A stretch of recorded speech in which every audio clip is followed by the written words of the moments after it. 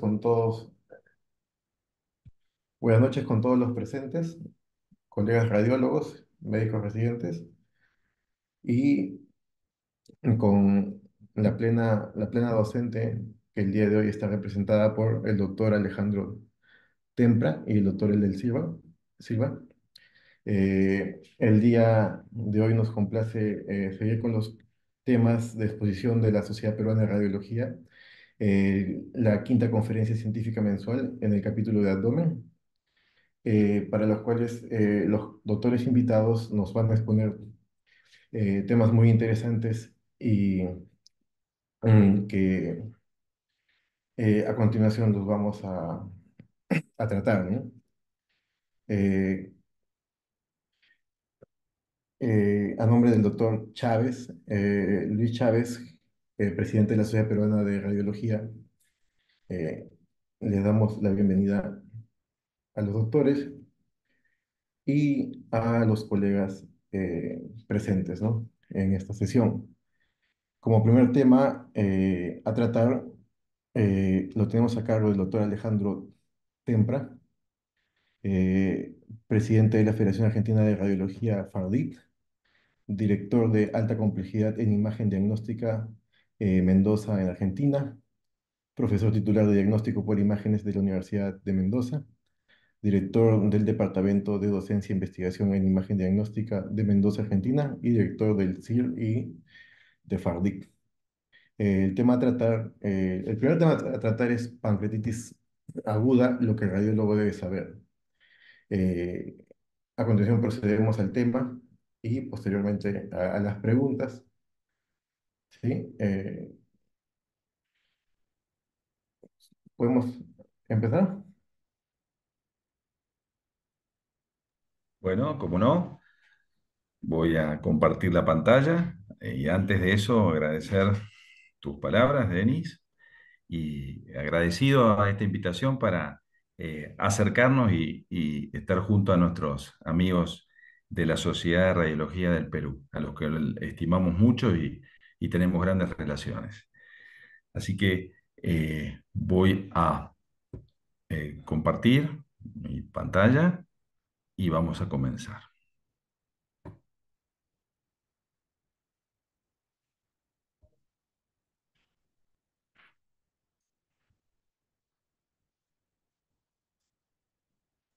¿No? Segundo, como siempre, esto. Bueno, ahí se escucha cuando hablo. Sí, doctor, todo ¿Y se, correcto. se ve bien la pantalla y todo? Sí, doctor. Bueno, bueno, vamos a empezar con este tema, que es la pancreatitis aguda, el rol del radiólogo. Em, para eso no tengo ningún tipo de conflicto de interés en dar esta clase. Y está actualizada según los criterios apropiados que la ACR ha ofrecido al CIR, que recientemente se han subido los de gastrointestinal y en patología hepatobiliopancreática, muy recomendables y que debemos tenerlas en cuenta siempre. Vamos a nuestro tema. Vamos desde una definición inicial básica, que es la pancreatitis aguda, es la inflamación aguda justamente del páncreas, con compromiso variable de otros órganos, tejidos regionales o a distancia, ¿sí? Como esta simple definición ya nos orienta, vemos que la pancreatitis aguda esta puede ser quizás un nombre que se quedó corto o un nombre equivocado, porque estamos diciendo que es, obviamente, patología del páncreas, pero también afecta a otros tejidos y también otros órganos a distancia. Por lo tanto, esto se comporta casi como una enfermedad oncológica, es una afectación general y vamos a ver que la pancreatitis aguda tiene compromiso peritoneal, compromiso pulmonar, compromiso renal, y qué va a haber en los riñones y qué va a haber en otros órganos, y pancreatitis, aunque parezca paradójico, pero así de claro hay que tenerlo. El páncreas se inflama y pierde sus funciones. ¿Y cuáles son las funciones que tiene el páncreas? Repasando, tenemos una función endocrina, que son los islotes de Langerhans, que son estos, en este esquema están ahí dentro de lo que es los acinos pancreáticos, las células alfa, beta, delta y el polipéptido pancreático, y cada uno secreta glucagón, insulina, somatostatina, y esto va al torrente sanguíneo. Entonces tiene una función que va de producción hacia la sangre. Pero también tiene la otra función, que es la función exócrina, donde a través del conducto de Wilson, el conducto accesorio, se secretan enzimas que forman el jugo pancreático y que va a la luz intestinal. Y esa es la función exocrina. Y este jugo pancreático es muy importante para la digestión de grasas, proteínas e hidratos de carbono y neutraliza el quimioácido procedente del estómago. O sea que, fíjense que sus funciones tan importantes que tiene el páncreas cuando éste se inutiliza, en el caso de una pancreatitis, o se altera, ¿cuántas funciones se están alterando? Locales y a distancia, ¿no? ¿Cómo hacemos el diagnóstico de pancreatitis? Primero, el cuadro clínico compatible, eso es fundamental. Prácticamente no hay una pancreatitis silente, como todo, siempre hay excepciones, ¿no? Pero debemos tener el concepto de que el cuadro clínico es importante. Las imágenes, y es lo que nos compete, por el cual vamos a intentar ahora homogeneizar los criterios, y el laboratorio. No se olviden de esto, que también puede ser un recurso para nosotros. Sube la amilasa, pero sobre todo la lipasa. Es muy importante que nosotros tengamos el concepto de que la lipasa es la relación directa con una pancreatitis. ¿Pero por qué? Porque la elevación de lipasa es proporcional a la severidad de la pancreatitis. Por otra parte, mientras la lipasa está alta, el cuadro no está solucionado. Y por otra parte, el descenso de la lipasa nos ayuda a ser más expectantes, con más fe a encarar esta situación porque el cuadro estaría pasando. En cambio, la amilasa, que si bien sube en los casos de pancreatitis, no es exclusiva de la pancreatitis. Hay más o menos 35 patologías que no tienen que ver con el páncreas que elevan la amilasa. Hasta una insuficiencia cardíaca puede subir la amilasa. Y además se despega de la gravedad del cuadro. Una amilasa muy elevada puede cursar con una pancreatitis leve y viceversa. Y por otra parte, puede haber un descenso de amilasa y sin embargo el cuadro pancreático progresar a una situación grave, ¿eh? Entonces, la lipasa, un concepto que no tenemos que llevar. Las causas de pancreatitis, tanto en Perú, estoy seguro, como en nuestro medio y todo lo que es América, por lo menos, lleva la litiasis del árbol biliar como primer elemento, ¿no? El alcoholismo, ahí me presentaron, saben que soy de la ciudad de Mendoza, acá tenemos muchos viñedos, mucho vino, así que de esto hemos visto bastante. Trauma, por supuesto, un trauma directo sobre el páncreas, infecciones sistémicas o aún pulmonares solamente pueden producir. Drogas, muchísimas, no nos vamos a detener en esto, pero los corticoides que se usan habitualmente pueden ser causantes de pancreatitis. Y acá sí, un comentario sobre la hiperlipemia, sobre el aumento, sobre todo el aumento de triglicéridos. Eh, Se está viendo últimamente, por lo menos nosotros, y hay muchos papers escritos sobre esto, donde hablan de el respeto que hay que tener a los triglicéridos elevados como causa de pancreatitis. Ahora bien, ¿por qué ocurre una pancreatitis con suba de triglicéridos? No está muy claro. ¿Será porque estos kilomicrones espesan la sangre en el recorrido pancreático, lo obstruyen y dejan un fenómeno edematoso que se hace pancreatítico? Quizás sea por una afectación directa de los triglicéridos.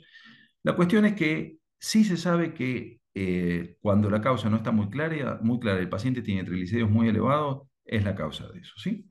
Quizás algunos se solidifican en la vía biliar obstructiva y se comportan como litiasis que hacen la obstrucción a la vía pancreática. Pero bueno, la etiología no está clara, pero sí saber que existe esta causal. No importa, de la etiología que sea, se produce un daño acinar. Esto activa el tripsinógeno. Y de ahí, al activar el tripsinógeno, vamos a la fosfolipasa A2, que produce alteraciones de coagulación, que son los problemas sangrantes que tienen nuestros pacientes con pancreatitis. Se altera la elastina, entonces ya hay un fenómeno vascular hemorrágico, se rompe el vaso sanguíneo y ya hay una extravasación de sangre. La quimiotripsina da la afectación vascular edematosa, junto con la calicreína que da la inflamación, se altera la membrana y entonces empieza el edema en los tejidos. Y bueno, y la lipasa, que es lo que hace una necrosis grasa. Así que, sea lo que desencadena, esta es la catarata de situación que nos produce. Miren, imagínense que tenemos un balde con lavandina, con lejía, y tiramos sobre nuestro patio. Es más o menos lo que ocurre cuando un páncreas se inflama, se rompen sus acinos y eso que debería ir por vía canalicular como factor exócrino a la vía digestiva y como factor endocrino al torrente sanguíneo, no tiene contención y eso va a un medio que no está preparado. Y de ahí vienen las grandes complicaciones: las colecciones, los abscesos, la necrosis y todo lo que vamos a ver enseguida. Acá viene la afectación del páncreas, que no solamente es local, sino que también general. Entonces, esta respuesta inflamatoria da la afectación propia y, como estoy diciendo, este baño de ácido que cae al cuerpo en un lugar indebido da las reacciones sistémicas, como las más conocidas, el RIS y el FPP, que son las que finalmente son las indeseables. Bien, la pancreatitis aguda, en determinadas circunstancias, se toma en matrimonio y toma el apellido grave, que es lo que no debemos dejar que ocurra. Pero a veces con todas las prevenciones no podemos evitarlo y la pancreatitis aguda se casa con este señor grave y se llama pancreatitis aguda grave. Y es lo que más atento tenemos que tener. ¿Cuándo se transforma en grave? Cuando ya empieza a tener complicaciones locales, empiezan a aparecer las colecciones o necrosis, o cuando la pancreatitis afecta el aparato respiratorio, afecta a los riñones, o una descompensación hemodinámica o del medio interno, tomando los tres criterios Ranson, el puntaje 8 de Apache, ¿no? Ese es el puntaje del intensivista que lo maneja. Así que cuando pasa esto, ya estamos en pancreatitis aguda y el apellido grave que también tenemos que ponerlo nosotros en nuestros reportes. Pero miren, la historia natural, por suerte, es bastante optimista el esperar esto. ¿Por qué?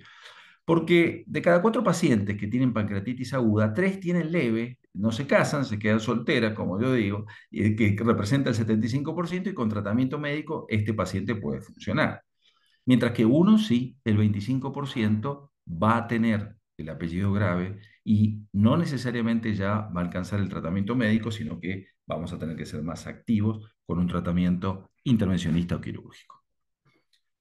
Todo esto también está bastante aclarado en una evolución cronológica de días. Y es importante que lo tengamos presente. Una vez que se instala la pancreatitis, ya al día 1 a 4 ya sabemos si es leve o grave. No lo vamos a esperar a los 7 días la complicación, sino que al día 1 a 4.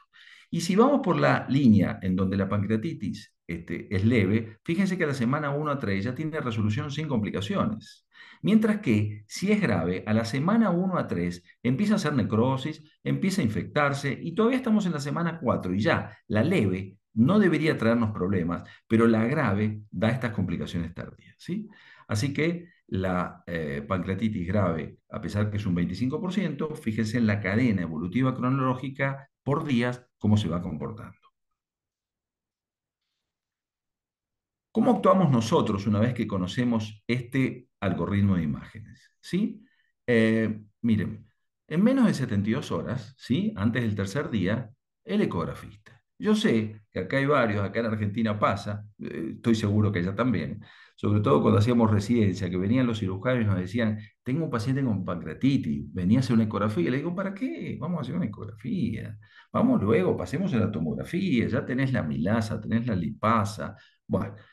Debo reconocer y debo expresarles que el ecografista, y sobre todo pasa en la guardia, en las noches, en un paciente con pancreatitis, es el primer colega de nuestra especialidad que tiene que actuar. Por supuesto, la ecografía puede ser positiva o negativa. Después de las 72 horas, la tomografía con contraste. Por favor, ese es el gold standard, el que debemos respetar. Y esto seguimos teniendo la clasificación de Atlanta 2012, que a pesar que tiene sus años, no ha sido todavía revertida. Ha sido modificada inclusive, era primero 2006, ahora pasó a 2012, y esta es la que está vigente. Y esta es la que tenemos que seguir para hablar todos el mismo idioma.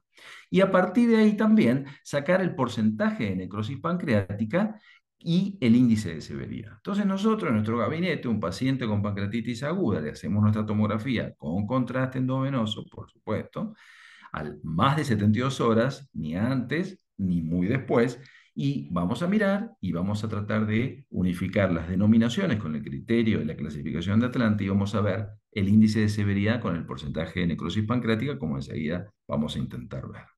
¿Mm? Acá hay unas clasificaciones que se ve que nunca fueron tan buenas porque se pasó de la clasificación de Marsella en el 63, criterios de Ransom, criterios de Glasgow, quizás hay algunos colegas mayores también se recuerden de todo esto, que se seguía, pero fíjense que a pesar de todo esto estamos con la clasificación de Atlanta 2002.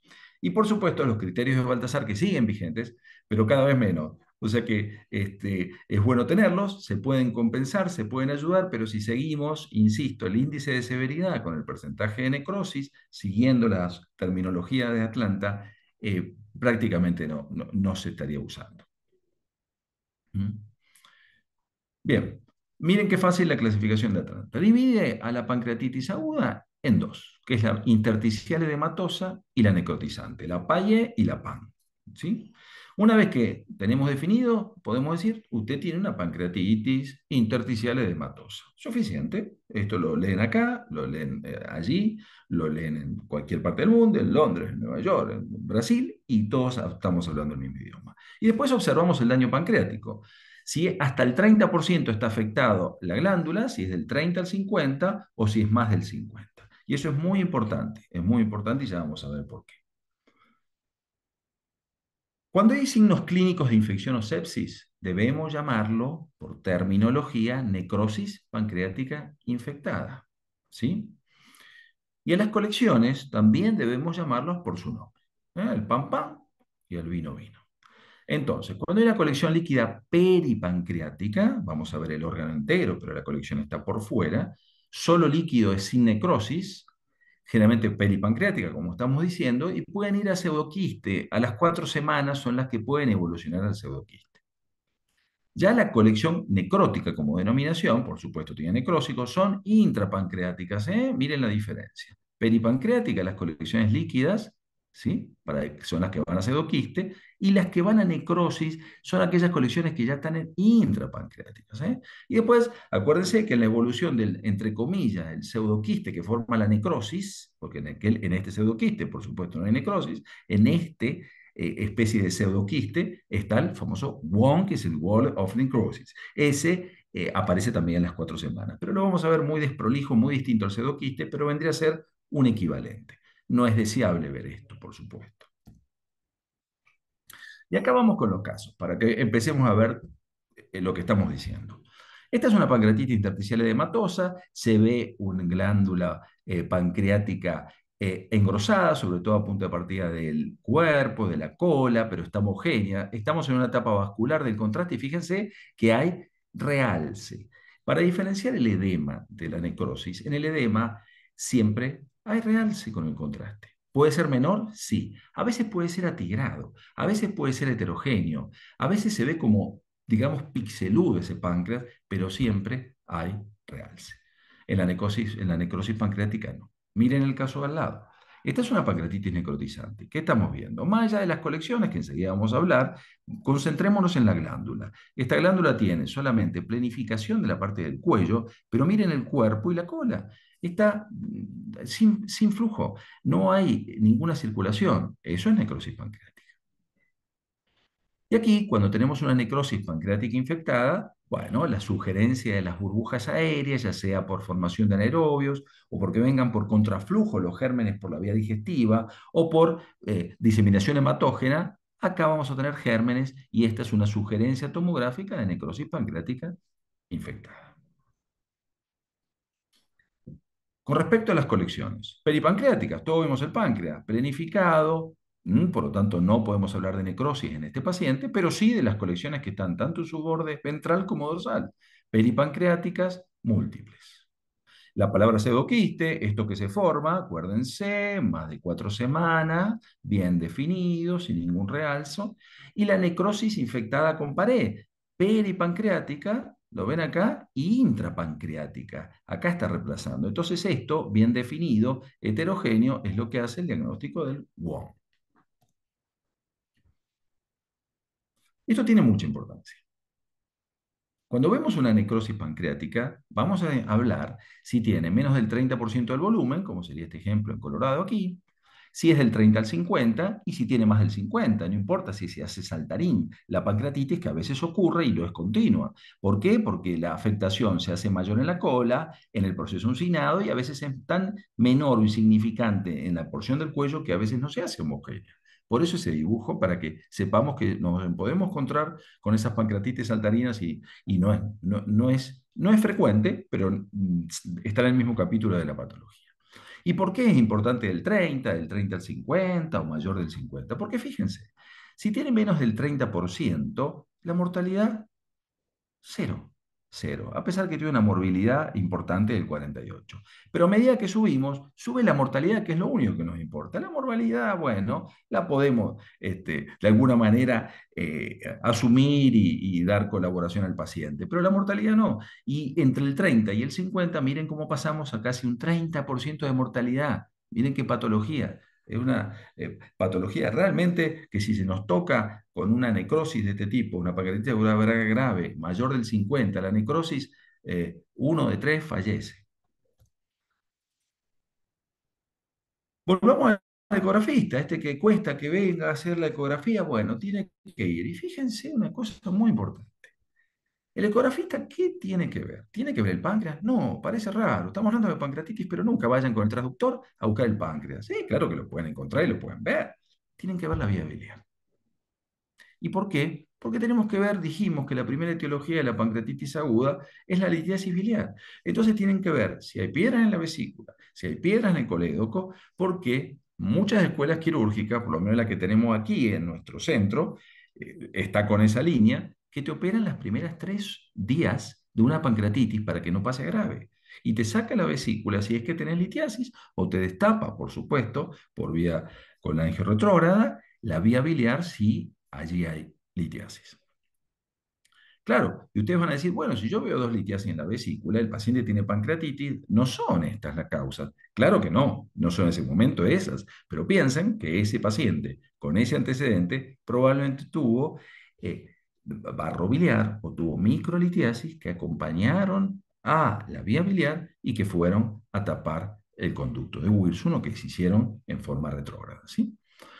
Así que eso es lo más importante del ecografista. Después del 72 horas, si tienen disponibilidad de tomografía, no es necesario, pero si tuvieran que seguirla por ecografía, se pueden llegar a ver las colecciones, el seguimiento de las complicaciones y ya veremos la guía para procedimientos intervencionistas.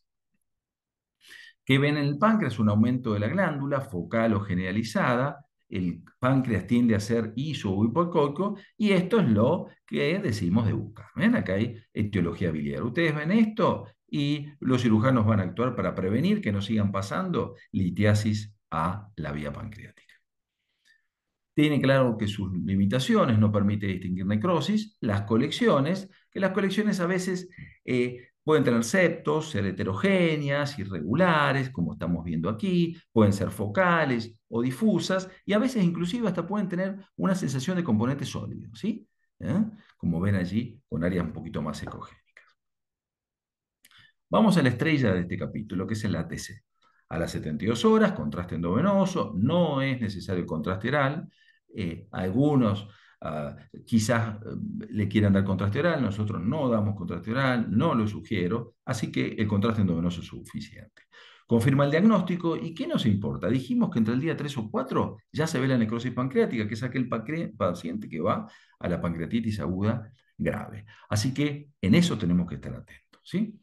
Y, insistimos, el porcentaje de necrosis pancreática, 30, 30, 50 o más de 50, tiene una excelente correlación con la necrosis, tiempo de hospitalización, complicaciones y muerte. De tal manera que nuestro primer reporte, la primera tomografía del paciente que tenemos al 4.º día de una pancreatitis aguda, va a pronosticar este tipo de cosas. La necrosis pancreática, miren, desnervado, sin funcionalidad vascular, todo lo que es más del 50%, ¿no es cierto? Prácticamente, digamos que acá hay un 60-70% de glándula pancreática que está necrosado. Miren aquí cómo no se distingue el resto del páncreas, es más asociado a colecciones, lo que hace más fácil diagnosticar la necrosis, por desgracia, para el paciente. Y aquí prácticamente no tenemos nada, nada de páncreas. Miren la severidad de esta pancreatitis, con colecciones, con líquido peripancreático, pero una ausencia totalmente de circulación. Estén atentos siempre en la serie sin contraste para ver una sutil realce, como puede ser un edema importante, pero francamente, entre la sin contraste y la con contraste, ustedes se van a dar cuenta cuando hay realce. Y si es bajo o está presente, pueden cruzar los dedos y pensar que es edema. Cuando no es nada, directamente piensen en la necrosis. Aquí ya solamente se distinguen algunas áreas viables de glándula pancreática, aquí ya hay necrosis, el resto del páncreas no se distingue por la necrosis, y aquí ya empezamos a tener las colecciones, que estas las llamamos colecciones peripancreáticas, ¿no? Acá bien ventral, aquí existe otra, y acá otra en el colector parietocónico. Como dijimos, es el balde de lavandina hacia nuestro patio que irradia tejidos, llega a estructuras que no están capacitadas para absorber estos jugos pancreáticos y genera todo este tipo de complicaciones. Miren, sin contraste, con contraste, esta tomografía, miren, acá es difícil saber qué hay de necrosis y qué hay de colección. Uno infiere que, por supuesto, todo esto pertenece a un plano exagerado para pensar que es el páncreas, es una colección peripancreática, pero el contraste todavía se ve bastante viable todo lo que es parte del cuerpo y la cola pancreática, el cuello necrosado y la colección peripancreática. La importancia de la serie con contraste endovenoso. Infectada, acá están los signos, que se pueden ver burbujas en pequeña cantidad o en mayor cantidad para empezar a sugerirlo. Entonces, las colecciones no son menores, no es solamente un término acompañando un agrandamiento pancreático, sino hay que dar su ubicación, si son intra, si son extra, si son peri, si hay componente sólido, si hay burbujas y si tienen ya, se está formando pared después de unas semanas para pensar en las formaciones de esta necrosis con pared organizada, ¿no? Entonces acá, colecciones peripancreáticas, colección intrapancreática con burbujas, debemos ser bastante explícitos en eso. ¿Qué pasa con la resonancia magnética? ¿Qué pasa en este capítulo? Se puede valorar necrosis y se realiza con angiografía. Claro que sí, que es útil. Sinceramente, nosotros muy pocas veces llegamos a recurrir a una resonancia, muy pocas veces. Con la tomografía, esta herramienta tan válida, lo manejamos generalmente. Se pueden ver en la conagio, por supuesto, las litiasis, en este caso se ve fácilmente, sabemos todos por estas técnicas conagiográficas. Este es un paciente que lo tuve hace muy poquito y lo agregué en esta clase porque realmente yo no había visto un paciente con tantas litiasis residuales, paciente con colecistectomía y ya en el T2 STIR ya se permite ver todos estos puntitos negros, todos reconocen la litiasis que ocupa toda la vía biliar, intrahepática, extrahepática, esto hace un síndrome de SAM o resumidero severísimo, ¿no? Así que se los comparto. Y aquí una cosa importante, que a veces en una secuencia T2 nosotros podemos ver claramente lo que es la pancreatitis y las áreas de necrosis. Vamos viendo toda alteración, pero fundamentalmente en estas imágenes yo quiero que vean lo negro que corresponde a la necrosis pancreática, que sería este mismo plano, y qué fácil que se puede ver la colección en blanco, colecciones intrapancreáticas con el área de tejido desvitalizado, que es el área de necrosis. A veces un simple T2 en determinadas circunstancias es bastante diagnóstico para ver la evolución de este cuadro. Miren aquí, el páncreas con toda esta colección que se ha llevado puesta la cola del órgano, toda necrosada, y la colección que está formando cierta pared con las áreas de necrosis negra que tenemos allí. Este es el WOM que tenemos formado, y acá, bueno, muy organizado, por desgracia para el paciente, pero con toda la necrosis que tiene dentro de esa colección.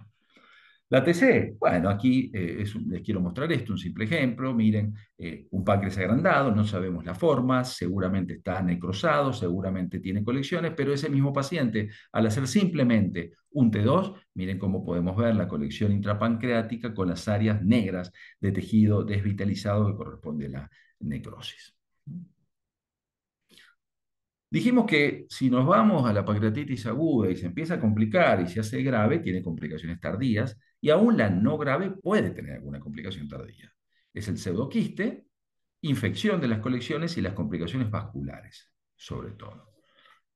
¿Qué es el pseudoquiste? Es una colección de jugo pancreático rodeado por una pared no epitelizada. ¿Mm? Se organiza de tal manera este jugo pancreático que queda ahí localizado. Varios conceptos que tenemos que saber de antemano para diagnosticarlo bien y comportar y dar una pauta a nuestro colega adecuada. Se necesitan 4 semanas para que una colección líquida se circunscriba en una pared de tejido de granulación. 4 semanas. No hagan diagnóstico de pseudoquiste en la primera semana de una pancreatitis, claro que no. 10 a 20% de las pancreatitis agudas graves pueden evolucionar acá y se asocia con más frecuente etiología alcohólica o biliar. Por lo tanto, la causa más frecuente de pancreatitis son las que más frecuentemente lo pueden dar. Pueden ser a veces muy desprolijos, tener septos, detritus, calcificaciones y pueden infectar sin tener hemorragia, así que pueden tener un agrandamiento importante. Miren, acá tenemos un paciente a las 4 semanas de su pancreatitis leve, pero que hizo una complicación tardía, que es el pseudoquiste. Y acá tenemos la imagen redondeada, bien definida, que a medida que pasamos en las etapas vasculares, en el scan dinámico vascular, no vemos ningún refuerzo de ningún tipo. Este es el típico pseudoquiste que encontramos todos. A veces son elongados, miren este pseudoquiste como la porción más cefálica, tenía un diámetro y después hacía como una especie de 8 que se ponía mucho más grande. Y a veces pueden ser tan groseros como este. Este es un paciente joven que tenía este tremendo pseudoquiste en la cuerpo y cola adyacente al cuerpo y la cola, y miren, iba prácticamente el plano diafragmático, cómo comprime el parénquima renal y cómo lo lleva hacia abajo, ¿no? ¿Cuándo debemos descomprimir un pseudoquiste? ¿Cuándo debemos ser un poquito más intervencionistas? Cuando persistencia superior a las 6 semanas. ¿Qué quiere decir? Que podemos ser pacientes durante 6 semanas. Si persiste igual, lo vamos siguiendo, no lo toquemos. Pero si pasa más de 6 semanas, pensemos en descomprimirlo. Tamaño mayor al de 5 centímetros, sin evidencia de regresión en estudios seriados, sintomáticos, ese que le mostré recién, que ocupaba todo mi abdomen izquierdo, obviamente que eso trae una necesidad de solucionar el problema del paciente y cuando se complica. Este es un esquema muy básico, pero importante de tenerlo en cuenta. Pseudoquiste, cuando vienen menos de 5 centímetros, obsérvenlo, sean pacientes, porque esto se puede resolver solo. Cuando tiene más de 5 centímetros, pero a su vez viene de una pancreatitis grave que tiene menos del 30% de necrosis glandular, hagan el tratamiento percutáneo. Pero ya cuando tiene más del 30% de necrosis glandular, que estamos pensando, un paciente que la mortalidad, como les dije, está aumentando, vamos al quirófano. Necrosectomía directa, hay que ir a sacar todo el tejido necrosado y con las colecciones que tiene este paciente. ¿Sí? Miren este paciente, una pancreatitis, intersticial edematosa, leve. A los 2 meses que nos hace el pseudoquiste, está leyendo el libro este paciente, pues se está comportando ideal, y miren, a los 4 meses. Desapareció, ¿qué hicimos? Nada. Paciencia, pseudoquiste menor de 5 centímetros, 83% de resolución espontánea. Así que 5 centímetros es el número mágico, piérdanle un poco de temor a los más chiquitos y síganlos. No seamos tan agresivos en la intervención. Este es un paciente que me lo dio un colega mío, Guillermo Sánchez, quizás alguno de ustedes lo conozca, trabaja allá en LSU, en New Orleans, en Luisiana. Este paciente tenía este pseudoquiste que vemos en la cola del páncreas y ese paciente se drenó. ¿Pero qué pasa? Se drenó y seguía dando un débito alto, alto, alto, alto. Se hace el abscesograma a ver qué estaba pasando y miren cómo estaba comunicado con el conducto de Wilson. Esto es una canilla abierta que permanentemente va a drenar. Entonces no alcanza con los drenajes. Hay que dar un inhibidor de la función pancreática, como puede ser el octiotride o el glucagón. Con eso tenderíamos a disminuir la función y así se podría solucionar. ¿Y qué hay con las complicaciones vasculares? Puede haber trombosis venosa o arterial por todos los fenómenos que hemos explicado y la formación de pseudoneurismas, porque estos vasos sanguíneos que están libres en la cavidad abdominal reciben el baldazo famoso de ácido que les digo y sus paredes se empiezan a debilitar. Entonces aquí, este es un pseudoneurisma que se ha formado por una pancreatitis, como vemos, en la cola del órgano, en contacto con la arteria esplénica, en la etapa vascular se forma la perotitis, hay que una reconstrucción, allá está marcadito en verde y lo vemos colgar como una uva del viñedo, el pseudoneurisma. Y este es un pseudoneurisma más caprichoso que se dio en una rama pancreático-venal, la arteria hepática derecha, a propósito de una pancreatitis general del órgano que tomaba la cabeza, como en la etapa vascular se forma, hubo que ponerle coils en su interior por el potencial sangrante que casi siempre tiene. Bueno, ¿cuál es el pronóstico de la pancreatitis aguda? Lo da la necrosis y la infección, cuando llegamos a la parte grave de la pancreatitis. Mientras no tengamos necrosis e infección, cursa con una enfermedad, digamos, benevolente. Cuando empieza necrosis o infección, agarrémonos. Y puede haber necrosis, pero la necrosis puede ser estéril o puede ser infectada. Y miren acá qué complicación tenemos, porque la clínica y el laboratorio generalmente no alcanzan para diferenciar cuando está estéril o infectada. ¿Y por qué? Ambas, la clínica y el laboratorio, se asocian con fiebre, leucocitosis, hiperdinamia circulatoria, disfunciones o fallas orgánicas. O sea que un paciente puede estar con necrosis, pero estéril y comportarse como si estuviera infectado, y viceversa. Entonces, ¿qué tenemos que hacer acá? Lo único que está indicado: bacteriología por punción percutánea con aguja fina. Tenemos que ir nosotros a las colecciones cuando el paciente empieza a tener falla de sospecha de que esa necrosis se infectó, y tenemos que hacer la punción. Muy sencillo, una aguja 22, generalmente líquido, 18 si se pone más rebelde la extracción del líquido, aspiramos. Es el único método con certeza de necrosis infectada. Se aspira en las zonas necróticas, vayan a la zona más complicada, no vayan a la más eh, eh, menos complicadas o las más fáciles, y por supuesto buscamos de todo, ¿sí? ¿Y qué pasa? Si la necrosis pancreática está estéril, el laboratorio nos dice que a pesar del estado del paciente, ese paciente no está infectado, el tratamiento es conservador. Las guías de manejo de la pancreatitis aguda hoy nos siguen sugiriendo tratamiento conservador. En cambio, si están infectadas, el tratamiento es quirúrgico. Y acá en este caso debemos ser más que agresivos. Hoy en día el paciente con pancreatitis aguda grave entra mucho al quirófano. Es bien quirúrgico el proceso. Hay que ir y sacar toda esta necrosis infectada, hay que sacar los cachomas, necrosectomías amplias, y esto se hace generalmente en un ámbito más quirúrgico. La diferencia es obvia en cuanto al comportamiento. Miren, si la necrosis está estéril es un tratamiento médico, y si está infectada el tratamiento quirúrgico. Por otra parte, la mortalidad subió al 5%, necrosis estéril, pero si se infecta ese paciente la mortalidad al 30%. Por lo tanto, estamos en un porcentaje máximo de mortalidad dentro de la patología de la pancreatitis y debemos actuar con todos los medios posibles. Este es un gráfico para sugerir conductas ante la presentación de todo lo que hemos estado hablando. Miren, si tenemos una colección fluida aguda, ¿sí?, o una necrosis estéril, dijimos que un control evolutivo está bien consensuado. Si tiene necrosis estéril, pero está sintomática, esta palabra hace la diferencia, podemos hacer un tratamiento percutáneo. Ya cuando empieza la infección, ya sea necrosis o la colección, pero está infectado, necrosectomía quirúrgica o percutánea. Somos bastante agresivos aquí cuando se comporta este tipo de pacientes. Y ya el pseudoquiste o el WOM, que los estuvimos viendo, tratamiento expectante, sobre todo en el pseudoquiste de menos de 5 centímetros, o ya si es un WOM, percutáneo o quirúrgico si es demasiado grande. Entonces el juego del rol, por supuesto, ¿qué el rol de nosotros, de los radiólogos en la pancreatitis aguda? Dijimos, los primeros 3 días sí o sí el ecografista para ver la etiología biliar. No miren el páncreas, miren la vía biliar. Punto. Y se van, se está en la guardia, dejan a ese paciente con un gran avance, con que digan, no tiene litiasis, ni en la vía biliar, ni en la vesícula. Fantástico, cumplieron su objetivo. Al tercer día, sí o sí, la TC. ¿Para qué? Para lo que estábamos hablando, evaluar el porcentaje de necrosis, hablar con los términos de clasificación de Atlanta y el índice de severidad. Después de la primera semana, sí o sí la TC, porque vamos a seguir a ese paciente, y la resonancia en esta instancia puede ubicarse cuando tengamos alguna duda para ver la necrosis y las colecciones, como recién mostramos, que se ven muy bien en series, sin contraste y en secuencias T2. Si ya vemos colecciones infectadas, sí o sí el intervencionista. ¿Para qué? Para hacer lo que dijimos, la bacteriología por punción y la tipificación de gérmenes de las colecciones.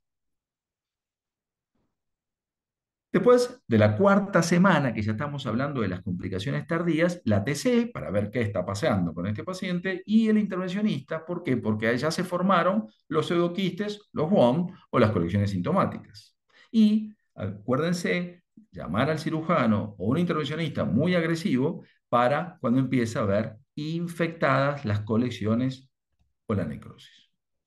Entonces, como conclusiones, la ecografía es el primer método por imagen en pancreatitis aguda. La TC con contraste endovenoso, indispensable para caracterizar la enfermedad, y la resonancia, mejor método para evaluar la necrosis pancreática como complemento de los otros. Muchas gracias por su atención.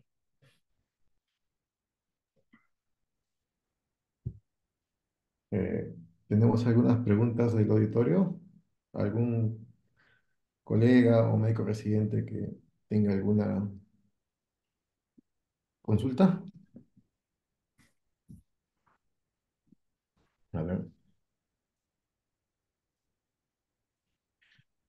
Bueno, le damos un tiempo a los doctores mientras van pensando sus preguntas.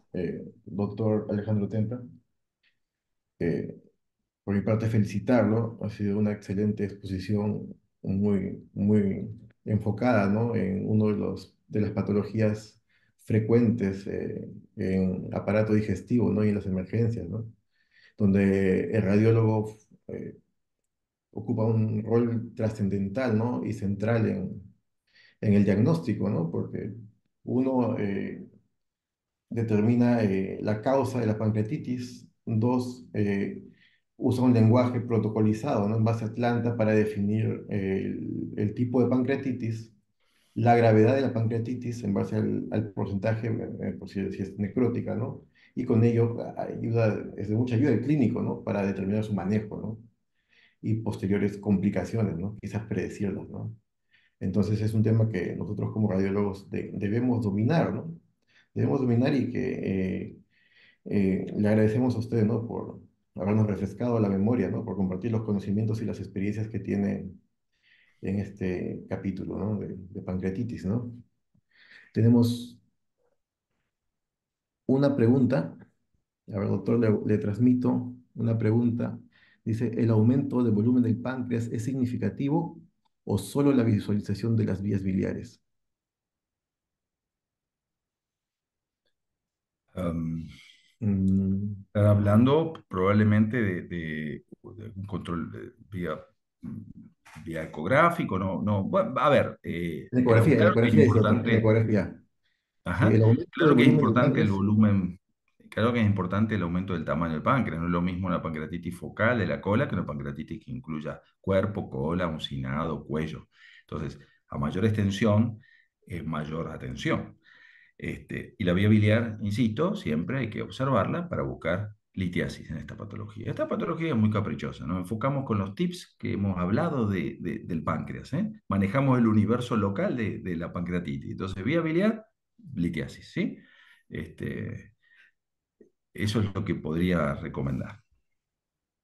Gracias, doctor. Tenemos otra pregunta, doctor. En todos los pseudoquistes mayores a 5 centímetros, la pregunta es, ¿se recomienda drenaje percutáneo? Conducta expectante por 6 semanas, aún aquellos que sean mayores, mientras no sean sintomáticos, no estén necrosados, no estén complicados, no estén infectados. El porcentaje que se autorresuelve a medida que sube de los 5 centímetros es cada vez menor. Por ejemplo, si tenemos un pseudoquiste de 10 centímetros, ese paciente va a terminar siendo drenado en forma percutánea, porque es muy poco probable que se autosolucione. Entonces, a partir de los 5 centímetros lo vamos a seguir igual durante 6 semanas y si no hay complicaciones, démosle la chance que disminuye y si no, lo vas a terminar poniéndole un catéter, ¿sí? Gracias, doctor. Una consulta, doctor, con respecto al protocolo de tomografía para la pancreatitis, ¿no? O sea, el protocolo tomográfico debe incluir un estudio trifásico contrastado o no necesariamente, de repente un protocolo solamente contrastado, venosa portal, ¿cuál sería lo ideal, ¿no? ¿Cómo solicitar de repente, ¿no? Bien, es el trifásico, absolutamente, absolutamente. Acuérdense que tenemos, es cuestión de tiempo nada más. Ese paciente lo pasas 3 veces en vez de una, no haces ninguna sobrecarga de volumen, no haces ninguna sobrecarga de contraste y es fundamental, porque a veces, claro, en la fase arterial es fundamental, ¿no? Claro que sí, pero a veces las otras te limitan las colecciones o ven hallazgos asociados importantes. Entonces, la triple fase, ¿sí? Recomendable. Gracias, doctor. Y una última pregunta, es que me quedó un poco de duda. ¿Las pancreatitis necrotizantes también pueden estar acompañadas con pseudoquistes? ¿O necesariamente la evolución, por si una pancreatitis intersticial va a, a una colección líquida de fluidos y posteriormente, si eso continúa después de las 4 semanas, hacia un pseudoquiste y la necrotizante a una colección necrótica aguda y posteriormente a una colección encapsulada, no murallada? Pero puede haber que la necrotizante también se acompañe de un pseudoquiste pancreático. Es muy difícil, viste, como todo, el área gris siempre puede existir, pero como concepto el pseudoquiste no se está formando en áreas necróticas. ¿Eh? Así que debemos llevarnos a casa que no, que si no hay necrosis, eh, puede haber pseudoquiste, y si hay necrosis, va a haber guamo. Bien, doctor. Bueno, veo que ya no tenemos preguntas de parte del público. Bueno, Eh, a nombre de la Sociedad Peruana de Radiología, doctor, le agradecemos infinitamente por su ponencia y le estamos muy agradecidos. Espero nos acompañe posteriormente con los temas que ya la sociedad le podemos invitar, ¿no? A través de los medios. bueno, ha sido un placer. Me encanta juntarme así con gente apasionada también de nuestros temas. Así que cuenten conmigo para cualquier situación. Ojalá les haya servido, puesto pasión en esto que hago y en decírselos. Así que a sus órdenes para lo que necesiten. Un saludo a todos mis amigos y colegas de Perú. Muchas gracias, doctor. Muchas gracias por su tiempo y Adiós a todos, ¿eh? Gracias por todo y por la invitación. A sus órdenes. Gracias, doctor. A continuación, es para mí un honor presentar a uno de los radiólogos más importantes del país, sobre todo en el sistema, en la radiología del sistema digestivo, ¿no? Del cuerpo, de la parte gastrointestinal, ¿no? Eh, con ustedes, a continuación tenemos al doctor Elder Silva Paredes. Él es médico cirujano graduado en la Universidad Peruana Cayetano Heredia, especialista en radiología por la Universidad Peruana Cayetano Heredia, residencia en el Hospital Nacional Edgardo Rebolletti Martins, radiólogo del staff de Resocentro, Lima, Perú, desde hace 21 años, donde él es jefe de la división de cuerpo de Resocentro, ya aproximadamente unos 18 años, y es tutor de los médicos residentes y especialistas rotantes en Resocentro. El tema que el doctor expondrá hoy día es lesión diatrógena de la vía biliar, evaluación por resonancia. Eh, con ustedes el doctor Silva. Muchísimas gracias. Buenas noches. Paso a compartir mi pantalla. ¿Se ve bien la pantalla, por favor? ¿Me avisan? Sí, doctor, estamos viendo su ponencia. Ya, bueno, en primer lugar, para agradecer la invitación, solamente para decir estoy saliendo de una laringitis y es que se me va la voz. Por favor, les pido la disculpa del caso. Bueno, les traigo ahora este tema, la lesión iatrogénica de la vía biliar, la evaluación por resonancia magnética. Los objetivos de esta presentación son revisar una de las clasificaciones quirúrgicas de las lesiones quirúrgicas de la vía biliares, revisar los hallazgos radiológicos por resonancia y con la angioresonancia magnética y comprender las implicancias de nuestro informe radiológico en el pronóstico del paciente y en el manejo, ¿no? Primero vamos a describir un poquito de lo que es la colangioresonancia magnética. Recordemos que la colangioresonancia es una secuencia muy fuertemente ponderada en T2 con tiempo de eco muy, muy prolongados. Es decir, lo que vamos a representar en las imágenes es solamente donde está el líquido naturalmente, ¿no? Por ejemplo, las vías biliares, el líquido cefalorraquídeo, o si hay líquido dentro de gasas intestinales. Es decir, la colangioresonancia convencional es una hidrografía en realidad, o sea, vamos a ver la parte líquida solamente. Tenemos dos formas de adquirirlas. Una es el disparo único con cortes gruesos, colangiografías radial que le decimos, y una colangiovolumétrica. Esto es lo que obtenemos, ¿no? O sea, utilizamos en base a un axial ponderado entre 2, líquido blanco, y luego vamos adquiriendo, siguiendo angulaciones diversas para obtener unas imágenes, perdón, unas imágenes de la vía biliar y pancreática de esta forma, ¿no? Y la otra forma es la colangiovolumétrica. Perdón, la ventaja de esta, la radial o la 2D de cortes gruesos, es que es muy rápida. En una sola apnea del paciente, en 6 segundos, podemos tener esta calidad de imagen.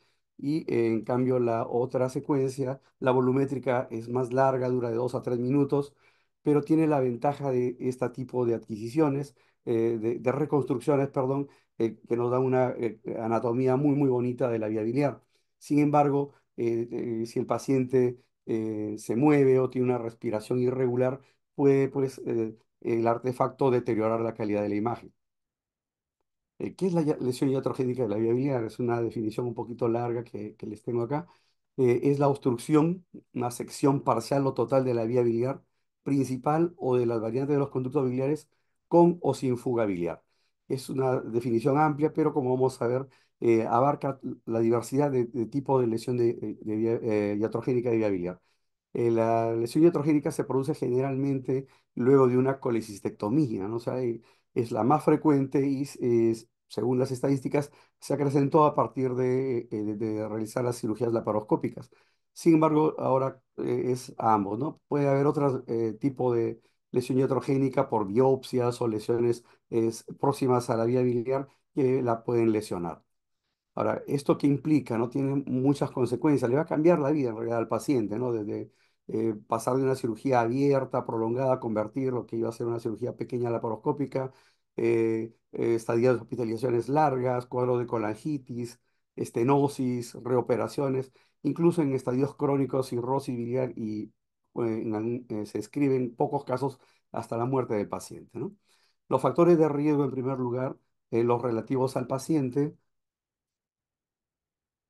En la edad, mientras mayor es el paciente, mayor riesgo hay. Obesidad, también sexo masculino, se ha visto que es más que en las mujeres. La colecitis aguda, cuando hay un proceso inflamatorio agudo, tiene 3 veces mayor riesgo de que el cirujano lesione la vía biliar. La lipomatosis o fibrosis o una vesícula esclerotrófica también, ¿no? Por la dificultad al momento de la cirugía. Hemorragia local, hipertensión portal y cirrosis también. Y un síndrome de Mirici en el cual ya de por sí hay una lesión de la vía biliar. Los factores de riesgo relativos al acto quirúrgico, esto es importante, el entrenamiento y experiencia del cirujano. O sea, hay estudios que reportan que cuando el cirujano es residente, donde produce mayor frecuencia lesiones de vía biliar. En cuanto ya misma a la técnica, es la falla en ocluir el muñón del conducto cístico, el clipaje muy, muy justo, y puede haber una dehiscencia o un plano de disección demasiado profundo en el lecho hepático, en la cual una vía biliar superficial o próxima podría lesionarse, injurias térmicas. Cuando el cirujano usa mucho el electrobisturí, podría haber lesiones térmicas de las vías biliares, una tracción excesiva. Ahí tenemos el famoso triángulo de Calot. El cirujano, si tracciona mucho, el ayudante tracciona mucho, puede ocasionar una distorsión en la anatomía y puede clipar o lesionar la vía biliar. Y bueno, por supuesto, la identificación errónea del conducto cístico en el momento de la disección y por supuesto, lesionar una vía biliar. En cuanto a las variantes anatómicas, acá le pongo un asterisco porque nosotros como radiólogos tenemos que indicar si es un momento preoperatorio o prequirúrgico, dar estas variantes para que el cirujano las tenga en cuenta y tenga cuidado al momento de la operación. Las primeras variantes que voy a tratar es respecto al conducto cístico. El conducto cístico normal, es decir, la desembocadura lateral derecha, el tercio medio de la vía biliar principal, se da aproximadamente en el 50%. La otra mitad de los conductos císticos van a tener diversas localizaciones: alta, baja, trayectoria espiral, paralela, duplicaciones, como vamos a ver en los ejemplos, ¿no? Esto es la desembocadura normal del conducto cístico, como le dije, a la derecha del tercio medio de la vía biliar. Esto solamente en la mitad de los pacientes, como nos muestra el esquema. Tenemos conductos císticos bajos, es decir, en el tercio caudal pues, intrapancreático, como muestra el esquema, son dos pacientes diferentes, en la cual puede tener esta desembocadura baja. El riesgo, por lo menos los amigos gastroenterólogos, los que hacen la CEPRE, nos dicen que podrían, por ser tan próximo a la papila, podrían canular el conducto cístico y no el conducto biliar, y podrían incluso hasta colocar stents en un sitio no adecuado, ¿no?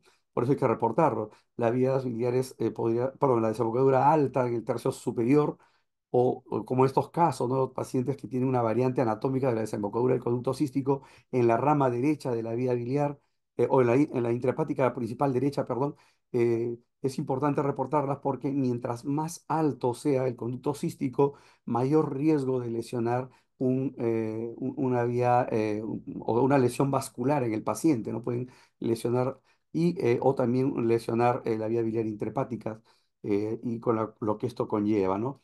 Los conductos císticos, estos son variantes anatómicas que no tienen mayor relevancia, pueden ser trayectorias espirales por detrás o por delante de la vía biliar principal, o pueden haber esta disposición paralela del conducto cístico.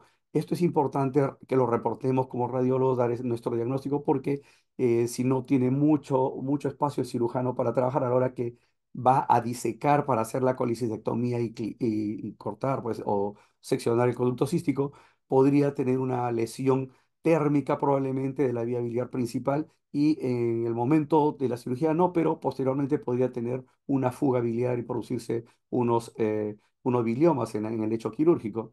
Como le digo, reportar el conducto cístico paralelo. Podemos tener las duplicaciones, como en este caso, doble conducto cístico en este paciente, que van a confluir en un conducto cístico común, paciente que vio en nuestro centro ya hace un par de años, y la dificultad, pues, que el cirujano tiene que clipar a ambos o clipar más próximo a la vía biliar, o duplicaciones de vía biliar, de la vesícula, ¿no? Nuestras dos vesículas, de igual manera, tener el cuidado en el momento del acto quirúrgico para no dejar o dejar dehiscencias o fugas biliares, ¿no? Otros factores de riesgo en las variantes anatómicas, ya vamos a hablar de las variantes del conducto hepático derecho y las presencias del conducto subvesicular. La clasificación de las vías biliares, tenemos al doctor Blumgart, que ha hecho una publicación de varios tipos de la vía biliar, en las cuales para la lesión de vía biliar o lesión iatrogénica de la vía biliar, la tipo C2 y la tipo F son las que más importante tenemos como radiólogos que reportar, porque pueden asociarse a lesiones inadvertidas, ¿no? Como en este caso de la tipo C2, en la cual el conducto hepático posterior derecho va a desembocar de manera independiente en el conducto hepático común, y la tipo F, en la cual esta misma variante va a desembocar en conjunto o a la altura del conducto cístico, ¿no? Esto entonces, si es que tiene una colecistectomía, puede lesionarse cualquiera de estas vías, sobre todo la tipo F, que es la que tiene mayor riesgo. Acá tenemos ejemplos de imágenes, la tipo C2, como vemos esta vía biliar dilatada en sí, y con la desembocadura independiente, como muestra el esquema, o en nuestro otro caso, paciente con la litiasis vesicular, paredes engrosadas, paciente prequirúrgico, y tenemos esta vía biliar que va a desembocar de manera independiente en el conducto hepático común, próximo a a la desembocadura del conducto cístico. En este caso, la tipo F, en la cual el conducto cístico y el conducto hepático posterior derecho van a llegar en conjunto en este paciente, eh, y en esta otro paciente, otro ejemplo, con una imagen de semitransparencia, vemos cómo van a llegar en conjunto a la vía biliar principal, tanto a la rama posterior derecha y el conducto cístico, como lo muestra también el esquema. Vamos con uno de los primeros casos. Es una mujer de 47 años, llegó con 6 días de dolor y ictericia. Entonces le piden la colangioresonancia, ecográficamente tenía litiasis y una dilatación de vías biliares. La ictericia se explica por este cálculo que está localizado muy próximo a la desembocadura. Vemos la dilatación de las vías biliares, y la colangioresonancia nos muestra que hay una vía accesoria o esta variante anatómica, la desembocadura del hepático posterior derecho en conjunto con el conducto cístico. Es un tipo F y el cálculo enclavado, ¿no? Con la dilatación consecuente, se tuvo una colecistectomía laparoscópica y al mes retornó para un control. Y como vemos, la cirugía fue excelente porque no hubo lesión de esta rama posterior derecha y previamente el endoscopista retiró el cálculo enclavado, el paciente resolvió la dilatación. Esto es lo ideal, ¿no? Darle un diagnóstico radiológico, una ayuda radiológica al cirujano para los respectivos tratamientos sin mayor riesgo. En cuanto al diagnóstico en sí de la lesión iatrogénica de la vía biliar, tenemos tres momentos. El primer momento es en el acto quirúrgico, que sucede en el 16 a 48% de los casos, según la literatura. Eh, Cómo encuentra el cirujano a la hora que hace la revisión, encuentra bilis en el hecho quirúrgico. Lava, limpia y sigue la bilis. En ese momento, pues, hay que buscar de dónde está la fuga de la vía biliar. Y en algunos casos, un 30% más o menos de la literatura reporta una colangiografía intraoperatoria para dibujar el árbol biliar y ubicar la vía lesionada. Y en ese momento, al momento de la revisión, el cirujano encuentra el tipo de la lesión. En ese momento decide si va a hacer una reparación quirúrgica en el momento del acto quirúrgico o va a convertir la cirugía. Si el cirujano no tiene la experiencia adecuada, en ese momento se decide llamar a un cirujano de mayor experiencia, o si está en un hospital baja complejidad, referir al paciente o llevar al paciente a una cirugía, a un hospital de mayor complejidad, ¿no? El segundo momento es en el posoperatorio reciente, de 48 horas a un par de semanas aproximadamente, en la cual el paciente puede tener ictericia o signos peritoneales por fuga biliar. Puede haber bilirragia por el drenaje o la herida operatoria, pues generalmente sale con un drenaje y vemos bilirragia. Y ya posteriormente, si hay la ecografía es muy importante, encontramos colecciones, pueden haber abscesos, y el manejo es multidisciplinario. En ese momento, dependiendo del tipo de lesión, como vamos a ver posteriormente, deciden hacer tratamientos endoscópicos, percutáneos o incluso entrar a una cirugía. Y el último momento es en el posoperatorio tardío, que puede ser de meses a años, en el cual el paciente puede tener dolor, prurito, ictericia, episodio de colangitis, hipertensión portal o cirrosis, ¿no? Y hay varias clasificaciones de la lesión iatrogénica de la vía biliar. Una de las más usadas es la del doctor Strasberg, que vamos a reportar en esta presentación. El tipo A es una fuga biliar de pequeños conductos, es decir, una dehiscencia del conducto cístico o una rama pequeña como un conducto subvesicular lesionado. La tipo B, hay una oclusión del árbol biliar, es decir, una variante anatómica del tipo F o C2 que les describí previamente. Hay una ligadura de ambos lados de un conducto hepático derecho aberrante, ¿no? La tipo C es una fuga, es una lesión de esa misma rama aberrante o variante anatómica, pero sin ligadura, en la cual hay una fuga biliar y se van a producir los biliomas o biliperitoneos, ¿no? La tipo D es una lesión lateral con fuga de bilis. Es, históricamente se reportaba cuando se realizaba la colangio intraoperatoria con la cánula rígida, producían al momento de canular, podían lesionar, por eso el esquema es contralateral al conducto cístico, pero actualmente estas fugas biliares son secundarias a injurias térmicas que no se diagnosticaron en el momento quirúrgico y la fuga es posterior. Y vamos a pasar a la tipo E, en la cual ya es una lesión, una sección completa de la vía biliar principal con una pérdida de continuidad, y corresponde a la clasificación de Bidun de la lesión de vía biliar, en la cual el tipo E1, como vemos en el esquema, hay más de 2 centímetros de vía biliar remanente midiéndola desde la confluencia de los hepáticos. La tipo E2 es menos de 2 centímetros. La tipo E3 coincide con la vía biliar, como vemos en el esquema, coincide con la confluencia de vías biliares, perdón.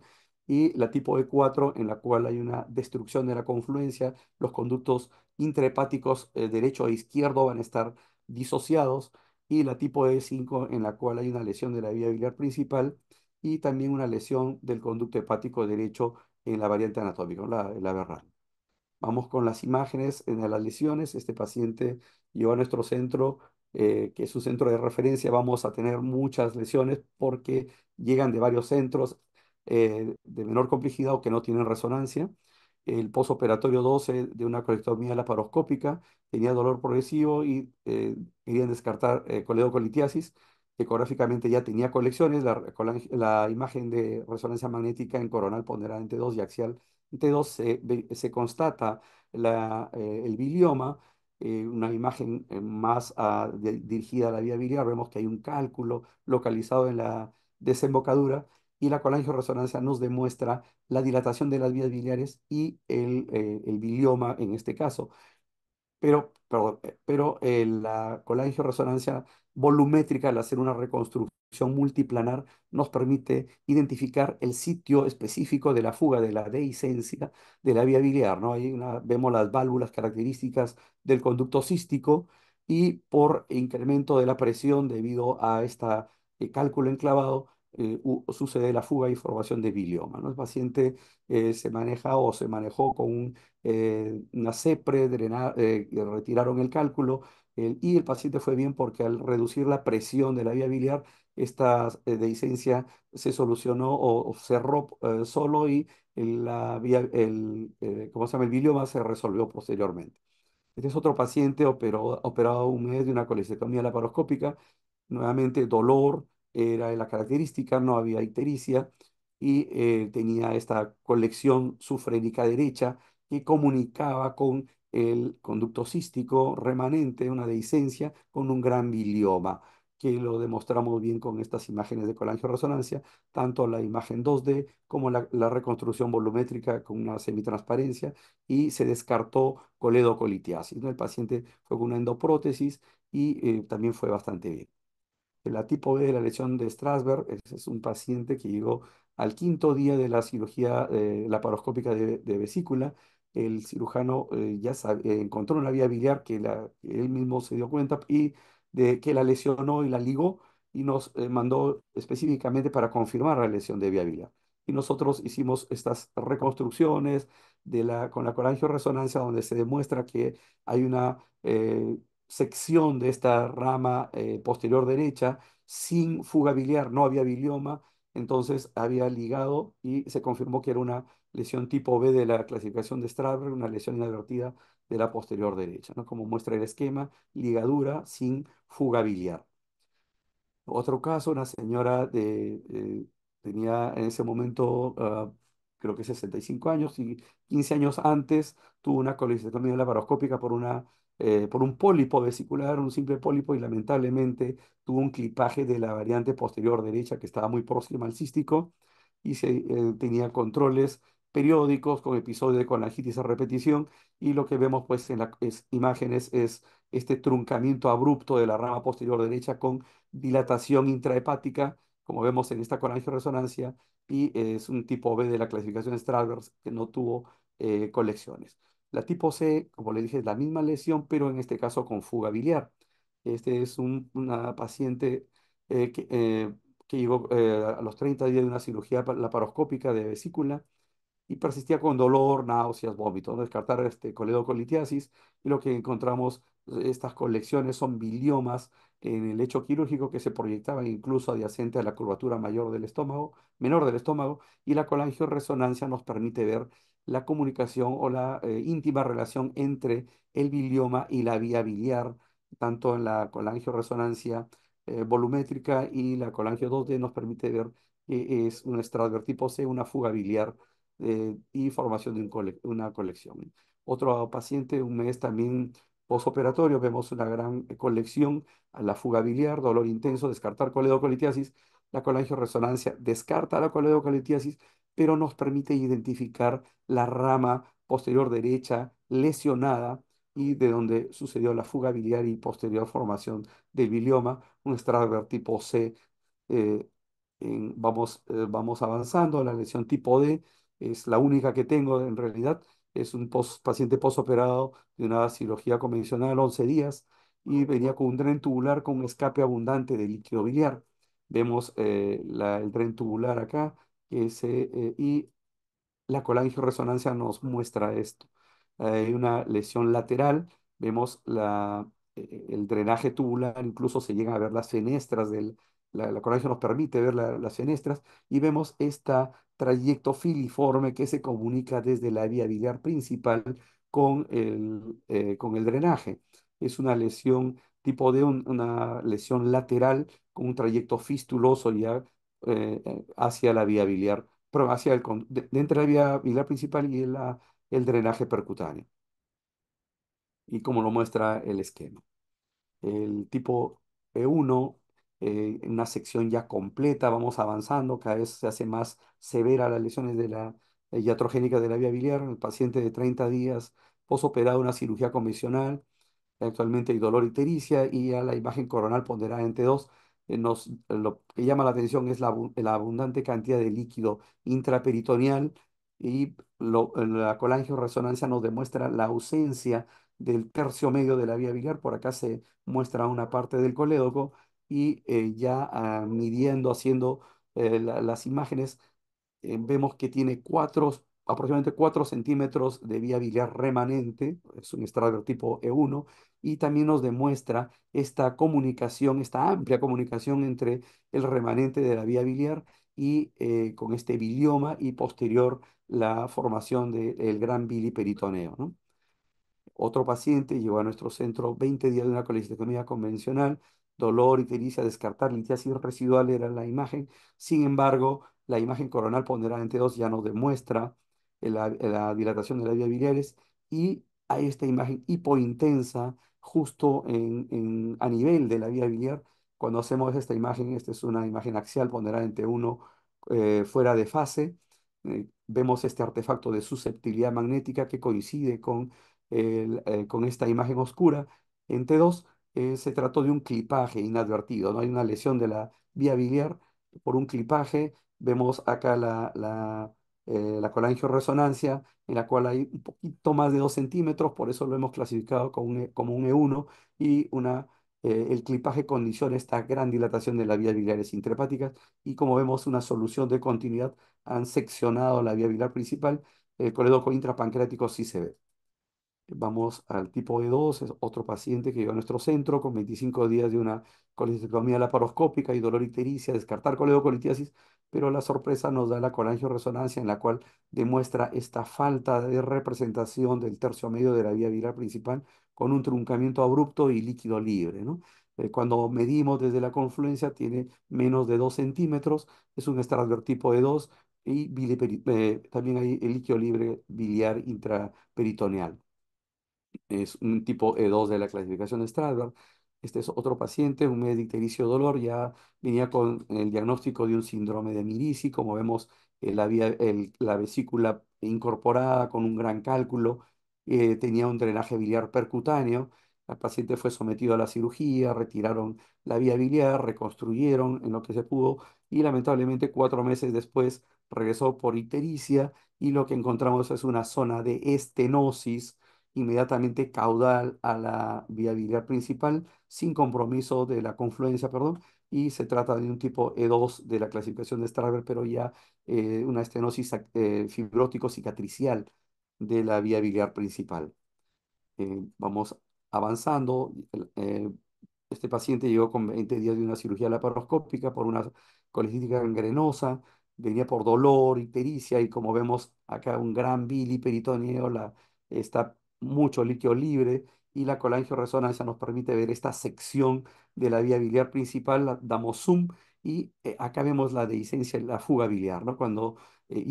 Coincide con la confluencia de los hepáticos principales. Se trata de un Strasberg tipo E3 con compromiso de la confluencia de los hepáticos.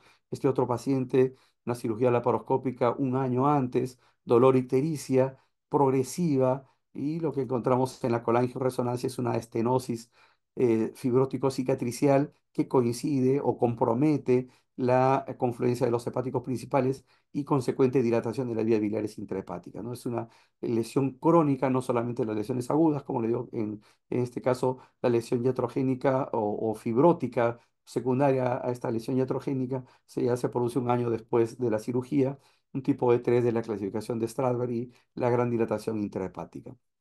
El diferencial sería un colangiocarcinoma. La tipo E4, como una paciente acudió 2 semanas posterior a una colecistectomía laparoscópica, tenía dolor y ictericia, y lo que encontramos en la colangioresonancia es ausencia de la mitad cefálica de la vía biliar con compromiso de la confluencia de los hepáticos principales. Como vemos acá, los hepáticos principales derecho e izquierdo están separados, están disociados, están divorciados por la destrucción de la confluencia de los hepáticos principales. Se trata de un Strasberg tipo de 4, ¿no? Y hay un pequeño bilioma en el lecho quirúrgico adicional. Como muestra el esquema, es una destrucción de la confluencia de los hepáticos y de la vía biliar principal.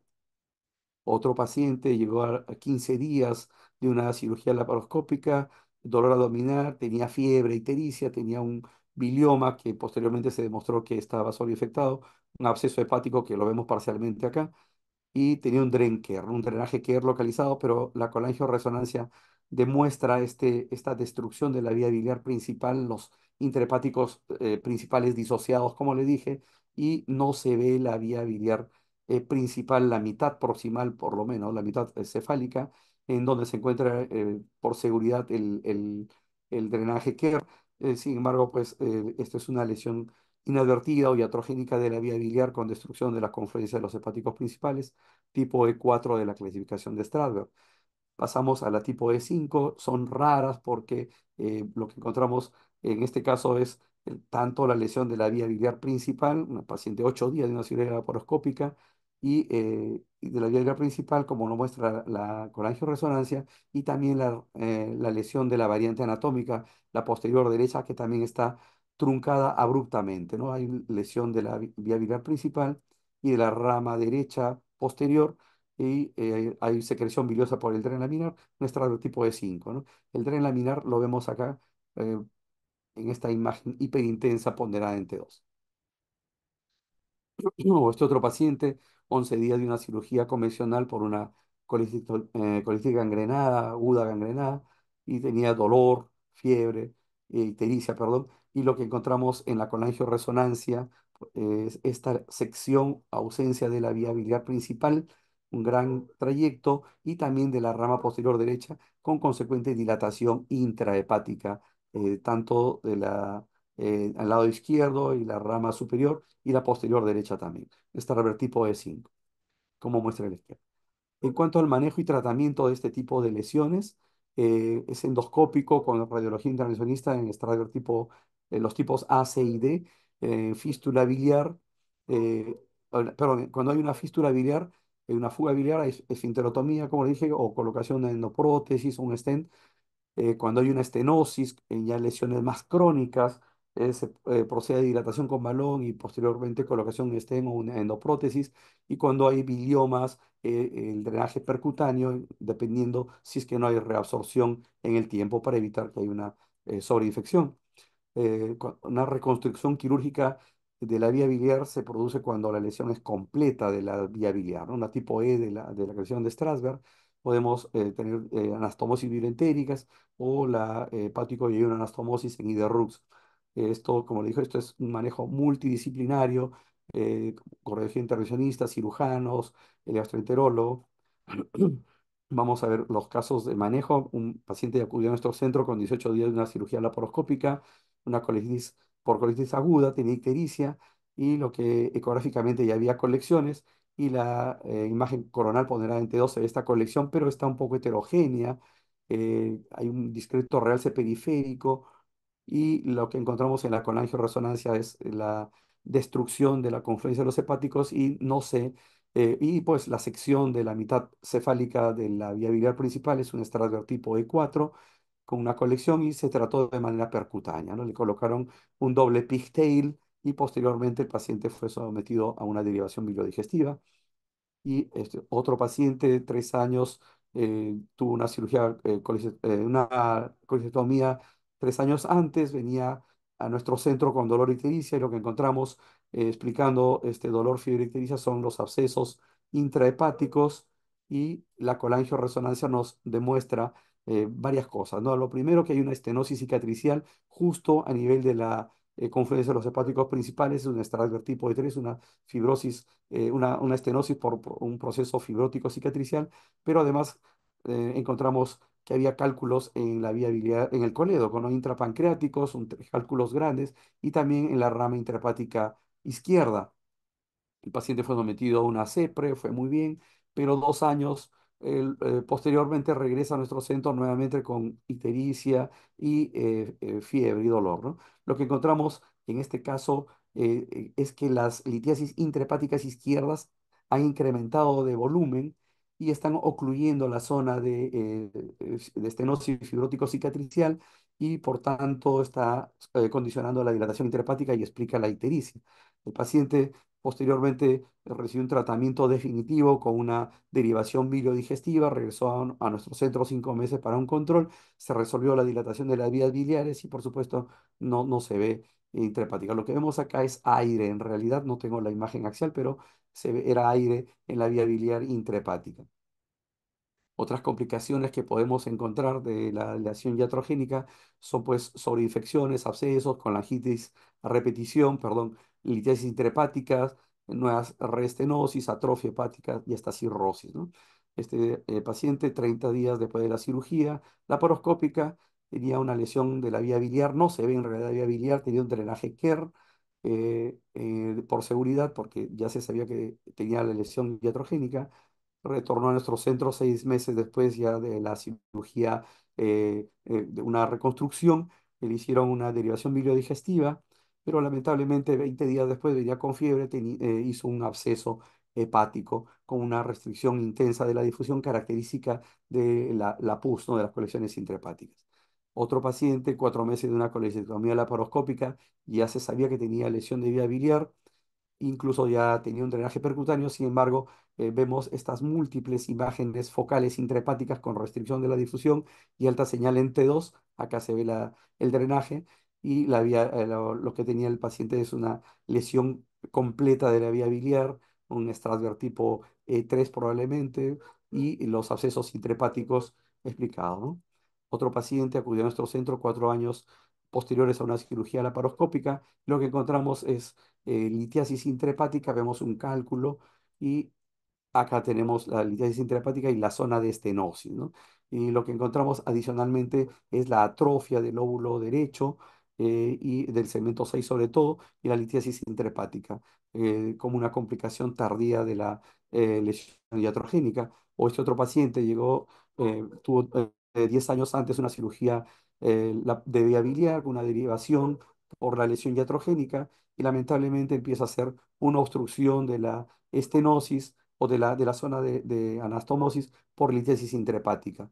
El paciente, fijémonos bien, el hígado, perdón, el lóbulo derecho hepático, retornó a nuestro centro 2 años después y ha desarrollado una atrofia del lóbulo derecho, una cirrosis probablemente con una hipertrofia compensatoria del lóbulo izquierdo y el segmento 1, característico de una cirrosis, ¿no? Bueno, en conclusión, en esta presentación hay que tener una alta sospecha de lesión de vía biliar cuando hay bilirragia o colecciones en el posoperatorio inmediato. eh, Como radiólogos debemos determinar el nivel de la lesión de la vía biliar, dar una clasificación en lo posible, porque esto es pronóstico. Mientras más alta la vía biliar, es más difícil la reconstrucción o la derivación biliodigestiva y el pronóstico es malo, ¿no? Y otras lesiones crónicas, hay que buscar las complicaciones, ¿no? Infecciones, litiasis, atrofia hepática. No olvidemos que antes si tenemos la oportunidad de dar radiológicamente las variantes anatómicas de la vía biliar, eso es muy, muy importante para que el cirujano no llegue a tener una complicación. Y bueno, tener un reporte detallado y prolijo que va a ser muy importante para el manejo del paciente, como le digo, es un manejo multidisciplinario. Muchas gracias. No sé. Se le agradece, doctor Silva, por su magnífica ponencia, excelente ponencia, en base a su amplia experiencia como radiólogo, eh, que nos demuestra con su casuística, ¿no? En el tema de lesiones iatrogénicas de vías biliares, ¿no? Eh, ¿Habrá algunas preguntas del público? A continuación No sé pueden si dejé de responder. compartir, me parece que se colgó acá en mi máquina. ¿Se ve su pantalla, doctor? ¿Se ve su Sí. pantalla de usted? Eh, Dígame, doctor, ¿algunas preguntas? Bueno, de repente quisiera hacer una consulta, doctor, ¿no? Este tema de lesiones de vías biliares es un tema álgido, ¿no? Entre comillas, para los cirujanos, ¿no? Porque, como usted lo explicó al principio, ¿no? Es, según las estadísticas, ¿no? De los estudios, es más frecuente en cirujanos jóvenes, pero también en cirujanos ya veteranos, ¿no? Que ya están saliendo, ¿no? Por la rapidez, los jóvenes, ¿no? Y los otros porque ya temas técnicos, pues, ¿no? Entonces, cuando ocurren estas lesiones, que a veces pasan inadvertidas, ¿no? Aplican un mecanismo de negación, ¿no? Como que yo no hice eso, ¿no? O sea, bien difícil que alguien asuma, ¿no? O presuma que puede haber ocurrido a este tipo de lesiones en la cirugía, ¿no? Entonces, o bien son ellos, o a veces viene un segundo médico, ¿no? Como un gastroenterólogo, otro cirujano que manda al paciente a la colangioresonancia, ¿no? Entonces, no envían con datos específicos, ¿no? Uno ya lo sospecha, ¿no? Porque ponen ahí posoperado de colecistostomía, ¿no? Posoperado 2, posoperado 7, etcétera, ¿no? Entonces, en el reporte operatorio, como usted nos ha mostrado ahí, en el reporte radiológico, perdón, como usted nos ha mostrado, hay que describir, ¿no? El clasificar, ¿no? Pero las implicancias legales de este tema médico-legales son fuertes, ¿no? Entonces, ¿qué es lo más recomendable, doctor? Describir, concluir, o sea, describir las lesiones y darle una categoría Strasberg, o de repente solamente ser muy sutiles en la descripción, sin concluir, ¿no? Y lo siguiente, ¿no? Llegaría a recomendar dentro de su informe, ¿no? Un manejo multidisciplinario como lo había planteado dentro de la ponencia. Y Dígame. justamente es bastante difícil dar el diagnóstico. Bueno, el diagnóstico por imágenes lo tenemos, la forma, cómo se los vamos a transmitir, porque como dice, hay implicancia médico-legal, ¿no? Entonces, si uno pone la palabra, por ejemplo, iatrogenia, de frente es ya acusar que ha sido ocasionado por incluso hasta se puede interpretar que ha habido hasta una mala praxis o una negligencia, ¿no? Bueno, aparte de eso, o sea, sí, nosotros como radiólogos tenemos que describirlo detalladamente, como le digo, decir a qué nivel, dónde está, sugerir una licencia. Y yo creo que desde que tenemos nosotros reportando como lesión inadvertida de vía biliar, como que el cirujano también se siente un poco protegido de lo que viene después, porque al ponerle inadvertido, pues estamos diciendo pues, que no ha sido algo provocado, y bueno, ese es un punto importante, ¿no? Y sí es importante dar la clasificación de Stradberg, ¿no? Lo que yo opto normalmente en mis reportes operatorios, reportes radiológicos es decir, hay una lesión inadvertida, vía biliar, a tal nivel y según la descripción, ¿no? Y en la descripción sí ser más detallado, en la cual uno pone la clasificación de Strasberg, dar medidas en lo posible, asociar si hay biliomas, asociar si es que hubiera alguna sobreinfección. Y pero normalmente, como le digo, tanto el paciente o más el cirujano, más los médicos, eh, todos tenemos la experiencia que leen solamente la conclusión, ¿no? Entonces, o muchas veces la conclusión. Cuando ya tenemos el feedback de los cirujanos, si bien hay la negación, pero por otro lado también hasta ahora no he tenido un problema grande en ese sentido de un reclamo fuerte o de posterior implicancia médico-legal que hayan llamado a declarar fiscalía o algo de eso. No he tenido hasta el momento, gracias a Dios. Y nada, es importante dar el diagnóstico, ¿no? La recomendación poner la palabra inadvertido creo que es bien importante, ¿no? Excelente respuesta, doctor, ¿no? Resaltando esa palabrita, ¿no? Inadvertida. Es de mucha ayuda para nosotros como radiólogos jóvenes que estamos en este mundo, ¿no? De las imágenes.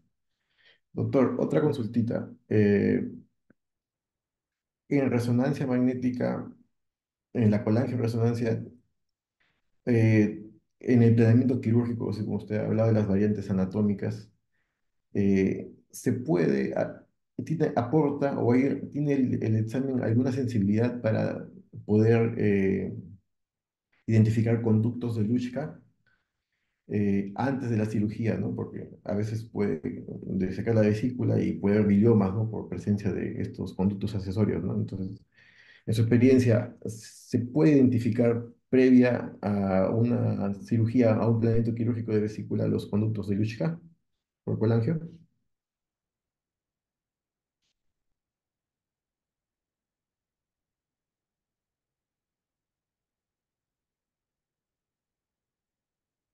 ¿Me escuchó, doctor?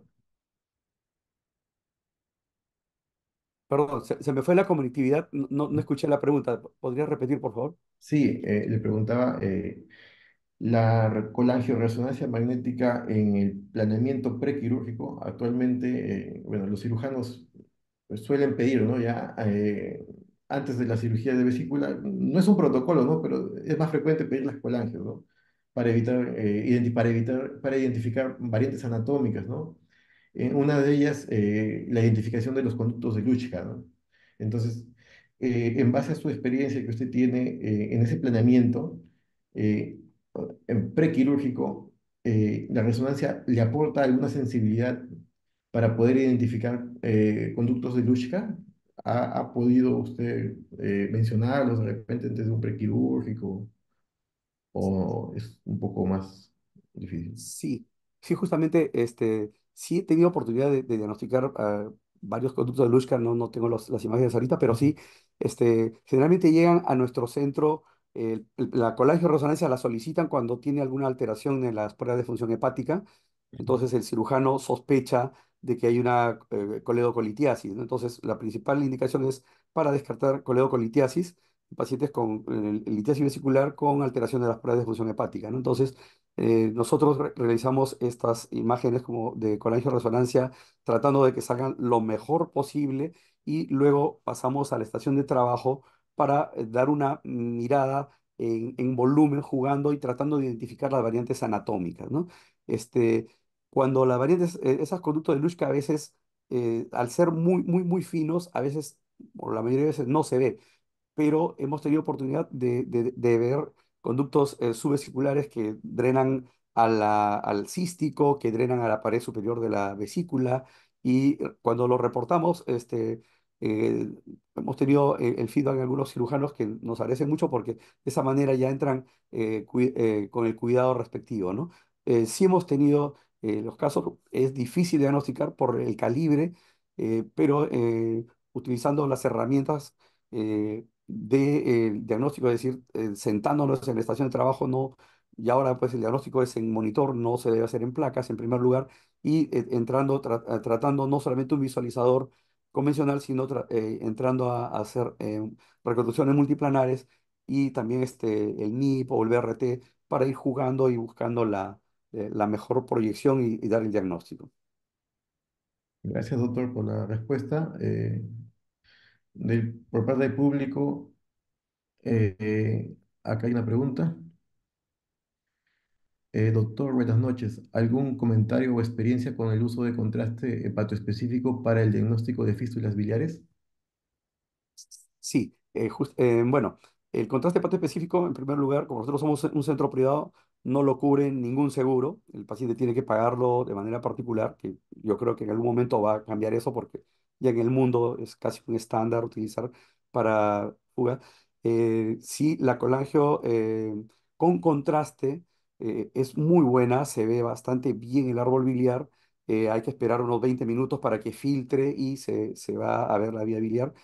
De momento, hemos tenido un solo caso en la cual tuvo una cirugía por un quiste diatídico y tenía una fuga biliar y se veía en el contraste hepato específico un drenaje, una fuga biliar muy discreta hacia el lecho quirúrgico, pero no es de rutina porque no lo cubren los seguros y no se lo pide, ¿no? Y es bastante caro, casi el doble, un poquito más del doble del precio de un contraste convencional. Gracias, doctor.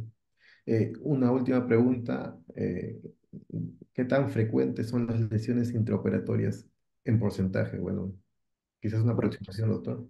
claro, según lo que he leído en la literatura, el diagnóstico de la lesión iatrogénica intraoperatoria, del total de las lesiones iatrogénicas, van, según la literatura, entre el 16 a 48%, dependiendo del cuidado que tenga el cirujano al final en su revisión final y búsqueda después de fuga biliar, ¿no?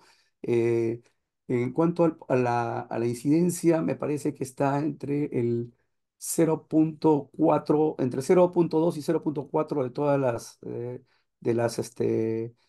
colecistectomías. Es bien bajo, pero como le digo, estas lesiones, al ser de menos 5% igual le cambian la vida al paciente, ¿no? O sea, incluso en pacientes jóvenes hemos tenido de 28 o 30 años con una lesión iatrogénica muy grande y le cambia la vida al paciente, lamentablemente. Muy bien. Bueno, yo no tengo más preguntas, doctor. Por mi parte y por parte de la Sociedad Peruana de Radiología, le agradecemos mucho, doctor, por siempre estar dispuesto a colaborar con nosotros para eh, los temas educativos, ¿no? Que llevamos a cabo con frecuencia mensual, ¿no? Lo felicitamos y damos por concluido este capítulo. Agradecemos también tanto a su persona como al doctor Tempra por habernos apoyado. Y bueno, antes de cerrar la sesión, invitamos a todos los colegas, a los médicos residentes, a colegas de otras especialidades que se encuentren participando el día de hoy al 28º Congreso Peruano de Radiología, que se realizará desde el día 3 al día 5 de octubre del 2024 en el Hotel Los Delfines, como también los invitamos a la Jornada Internacional de Radiología el día 9 y 10 de agosto en la ciudad de Arequipa. Los interesados en inscribirse, mayores informes con la Sociedad Peruana a través de nuestros medios digitales y con los anexos por WhatsApp que ya tenemos. Les agradecemos a todos por su participación y conmigo y en nombre del doctor Chávez, hasta una próxima oportunidad. Muchas gracias. Muchas gracias, hasta luego. Buenas noches. Muchas gracias.